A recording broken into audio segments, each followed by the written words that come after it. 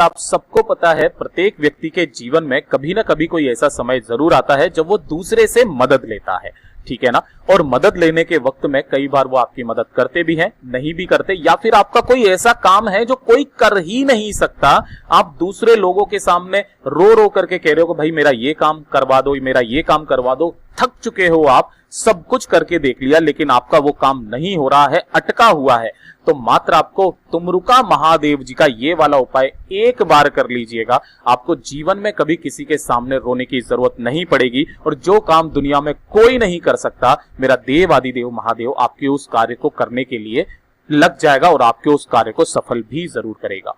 पूज्य गुरु जी की कथा से सुनकर के और समझ करके पूरे उपाय को बड़े विस्तार से बताऊंगा। मात्र आपको एक छोटा सा एक घी का दीपक लगा देना होगा और आपकी जो भी मनोकामना होगी पूरी जरूर हो जाएगी।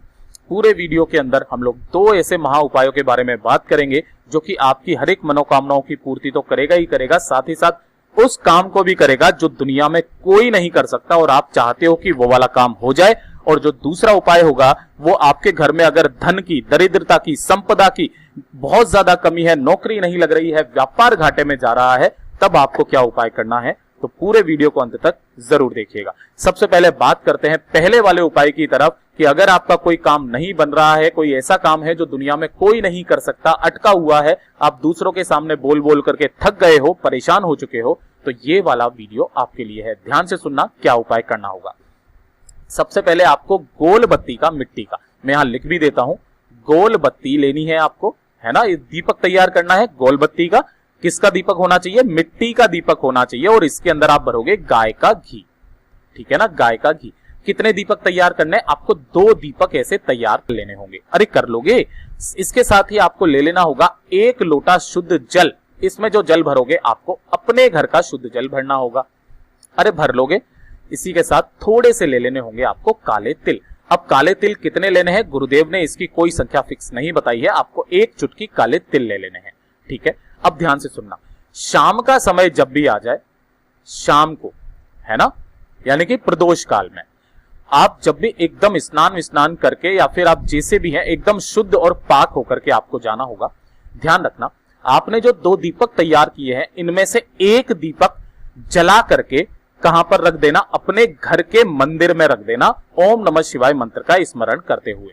यह है घर का मंदिर और इस घर के मंदिर में 1 दीपक जला करके, है ना, आपको सारी सामग्री लेकर के, यानी कि बचा क्या? 1 लोटा जल, थोड़े से काले तिल और 1 और दीपक बचा होगा, उन चीजों को लेकर के प्रदोष काल में पहुंच जाना मेरे देव आदिदेव महादेव जी की शिवलिंग के पास। अब ध्यान से सुनना, आपको करना क्या होगा? उत्तर दिशा की तरफ आपको मुंह करके खड़ा हो जाना है ना, उत्तर दिशा यानी कि नॉर्थ डायरेक्शन की तरफ।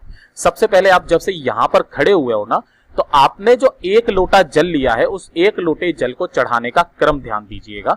सबसे पहले आपको गणेश जी का स्थान, जो ये वाला स्थान होता है ना राइट साइड में शिवलिंग के, ये गणेश जी का स्थान होता है, थोड़ा सा उसी लोटे में से जल आपको यहां चढ़ाना होगा।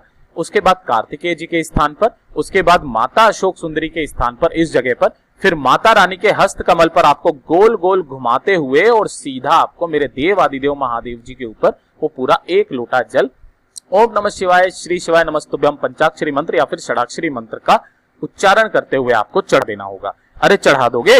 अब ध्यान से सुनना, ये वाला जब आपने जल चढ़ा दिया उसके बाद में आपको वो 1 और जो दीपक बचा था उस दीपक को प्रज्वलित करके और कहां पर रखना होगा? शिवलिंग के चारों तरफ अगर आप देखोगे तो यहां पर एक चौखट सी बनी हुई रहती है, उस चौखट पर आपको उस दीपक को जला देना होगा। किन महादेव जी के नाम से? तुमरुका महादेव जी के नाम से, तुमरुका महादेव जी के नाम से। अब ध्यान रखना, अपनी मनोकामना कहते हुए कि आप जिस काम के लिए भी आप कर रहे हो उस काम को बोलते हुए, उसके बारे में विनती करते हुए, वो जो काले तिल हैं तुमरुका महादेव जी का नाम लेकर के उनके नाम से आपको वो काले तिल इसी दीपक में डाल देने होंगे जो आपने चौखट पर लगाया है। ध्यान रखना, ठीक है ना, जो आपने चौखट पर लगाया है। मेरा देव आदिदेव महादेव कहते हैं कि जो व्यक्ति इस वाले उपाय को कर लेगा, तुमरुका महादेव जी के नाम से जलते दीपक में चौखट पर लगा करके काले तिल डाल करके अपनी मनोकामना बोल देगा, मेरे देव आदिदेव महादेव उसके उस काम को बना देंगे। वो काम जो दुनिया में कोई नहीं कर सकता, मेरा देव आदिदेव महादेव करके आपको देगा।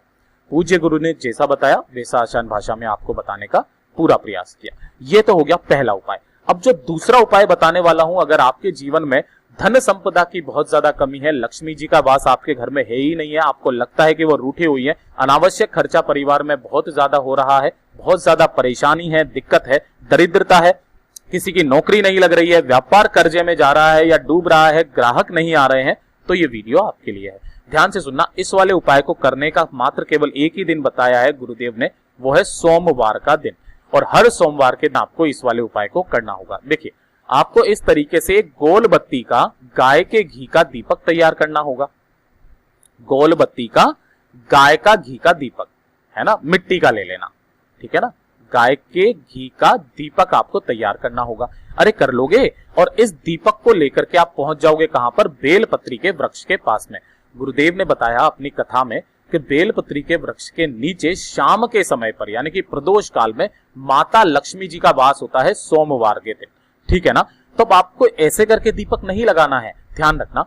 आपको उस पेड़ के नीचे जो भी गंदगी वगैरह है वहां पर लगाना है सबसे पहले आपको झाड़ू, और उस जगह को आपको एकदम से साफ कर देना है। बेलपत्री के पेड़ के नीचे जो व्यक्ति, जो महिला, जो स्त्री, जो पुरुष झाड़ू लगा करके और हर सोमवार के दिन एक गाय के घी का दीपक गोल बत्ती का लगा देता है, उसके जीवन में कभी भी धन संपदा की कमी नहीं होती है, व्यापार उसका तेजी से उन्नति पर जाता है। अगर परिवार में किसी की नौकरी नहीं लग रही है तो नौकरी भी लगती है, दरिद्रता दूर हो जाती है। और महादेव जी ने बोला था कि जो भी बेलपत्री के पेड़ के नीचे, माता लक्ष्मी से जो भी बेलपत्री के पेड़ के नीचे झाड़ू लगा करके एक गाय के घी का दीपक लगा देगा, तुम उसके साथ उसके घर पर चले जाना। ये वाला जो वाक्य है गुरुदेव ने बताया था स्कंद